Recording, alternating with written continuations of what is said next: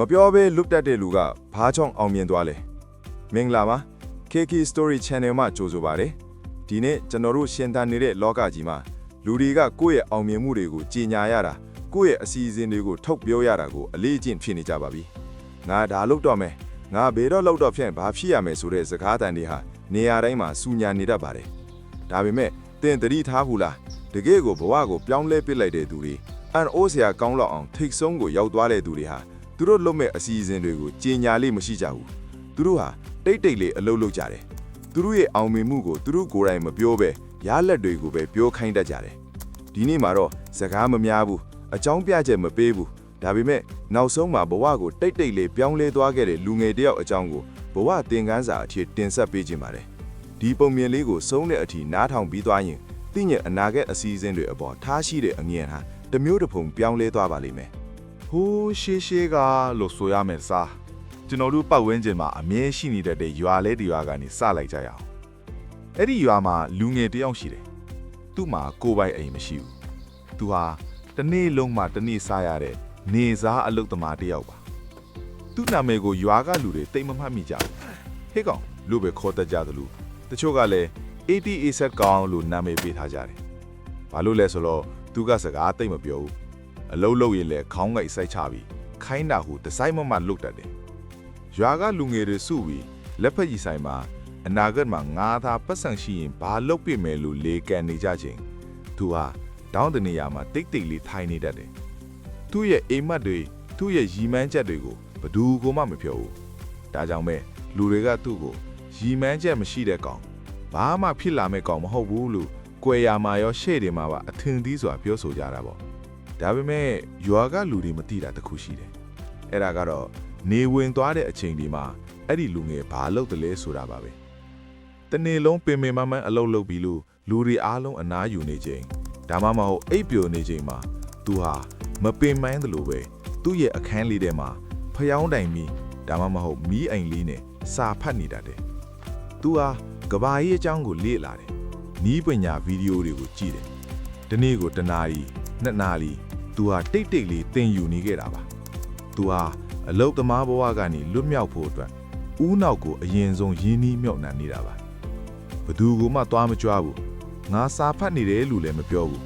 ငါအောင်မြင်တော့မယ်လို့လည်းမဟောဘူးသူသိထားတာတခုပဲရှိတယ်အဲ့ဒါကလေးကြည့်မှုဟာတိတ်ဆိတ်ရမယ်အောင်မြင်မှုကမှစူရန်ရမယ်ဆိုတဲ့အချက်ပါပဲနေ့အနည်းငယ်ကြာသွားခဲ့တယ်ရွာကလူတွေကတော့အရင်အတိုင်းပဲအတင်းပြောတော့လေကန်တော့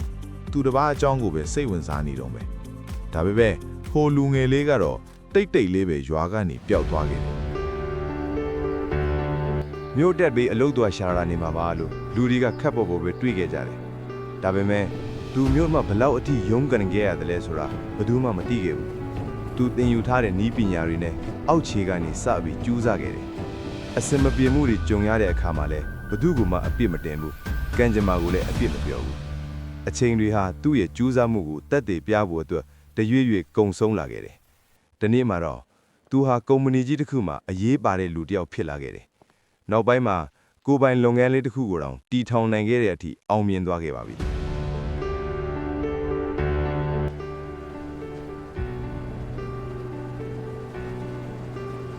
ဒီနေ့မှာတော့သူဟာကားကောင်းတစ်စီးနဲ့ရွာကိုပြန်လာခဲ့တယ်ရွာကလူတွေအံ့အားသင့်သွားကြတာပေါ့အရင်ကသူ့ကိုဘာမှအဖြစ်မရှိဘူးလို့ပြောခဲ့တဲ့သူတွေဟာအခုတော့သူ့ကိုအားကြတုံလုပ်နေကြပြီဘယ်လိုလုပ်ပြီးဒီလောက်တောင်အောင်မြင်သွားတာလဲလို့ဝိုင်းမေးကြတဲ့အခါမှာသူကပြုံးယုံပဲပြုံးပြတယ်သူဘလောက်အထိအိပ်ရပြက်ခံခဲ့ရလဲဘလောက်အထိစာဖတ်ထရလဲဘလောက်အထိအထင်သေးခံရမှုတွေကိုတီးခံခဲ့ရလဲဆိုတာကိုသူအထူးတလဲရှင်းမပြတော့ဘူးဘာလို့လဲဆိုတော့အခုသူရောက်နေတဲ့နေရာကပဲအရာအလုံးကိုအဖြေပေးသွားလို့ပါပဲသူဟာစကားနဲ့တက်တည်ပြရမယ့်အချိန်ကိုအလုံးနဲ့ကြော်ဖြတ်ခဲ့တာဖြစ်ပါတယ်ဒီပုံမြင်လေးကနေကျွန်တော်တို့ဘာသင်ခန်းစာရနိုင်မလဲတစ်စွမ်းနိုင်ကိုထိမ့်သိမ့်ပါကျွန်တော်တို့ဟာကိုယ့်ရဲ့အိမ်မက်တွေကိုလူတိုင်းကိုလိုက်ပြောနေရင်အဲ့ဒီပြောဆိုမှုမှာတင်စိတ်ကျဉ်တဲ့မှုရသွားတတ်ပြီးတကယ်လက်တွေ့အလုပ်ကိုမလုပ်ဖြစ်တော့ဘူးနှစ်အချင်းကိုအတုံးချပါလူတွေအပန်းဖြေနေချိန်မှာတင်တိတ်တိတ်လေးတင်ယူနေတာဟာနောက်9နှစ်အကြာမှာတင့်ကိုသူတို့ထက်အစပေါင်းများစွာရှေ့ရောက်စေပါလိမ့်မယ်3ရလက်ကစကားပြောပါစေတင့်ကိုအထင်သေးတဲ့သူတွေကိုစကားနဲ့ပြန်မချေးပါနဲ့ တင်းရဲ့အောင်မြင်မှုနဲ့ပဲသူတို့ကိုအပြည့်ပေးလိုက်ပါဒါကြောင့်ဒီနေ့ကစပြီးတင်းရဲ့ကြီးမားတဲ့အိမ်မက်တွေကိုလူတိုင်းကိုမချပြပါဘူးနော်တိတ်တိတ်လေးကြူးစားပါတိတ်တိတ်လေးတီဆော့ပါတနေ့မှာဘဝကိုယ်တိုင်ကတင်းအစာကျေလောင်စွာပြောပေးပါလိမ့်မယ်